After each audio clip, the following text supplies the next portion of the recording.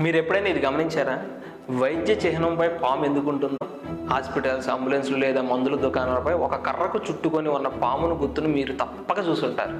ప్రాణాంతకరమైన పాముకు మన ప్రాణాలను కాపాడే వైద్యానికి సంబంధం ఏంటి? ఈ విచిత్రమైన చిహ్నం వెనుక దాగి ఉన్న పురాతన గ్రీకు పురాణం ఏంటో ఇప్పుడు తెలుసుకుందాం. ఈ చిహ్నాన్ని రాడ్ ఆఫ్ అస్క్లిపియస్ అని పిలుస్తారు. ఇది కేవలం ఒకే ఒక పామును, ఒకే దండను కలిగి ఉంటుంది. పురాణాల ప్రకారం అస్క్లిపియస్ గ్రీకు వైద్యానికి సంబంధించిన దేవుడు. ఒకనొక రోజు అస్క్లిపియస్ ఒక రోగిని నయం చేయడానికి వెళ్తున్నప్పుడు అతని చేతిలోని కర్ర చుట్టూ హఠాత్తుగా ఒక పాము చుట్టుకుంది. అస్క్లిపియస్ ఆ పామును చంపడానికి ప్రయత్నించగా మరో పాము నోట్లో ఒక మూలికను పట్టుకొచ్చి చనిపోయిన ఆ పాము తిరిగి బతికించింది. ఈ సంఘటన చూసిన అస్క్లిపియస్ ఎంతో జ్ఞానాన్ని పొందాడు.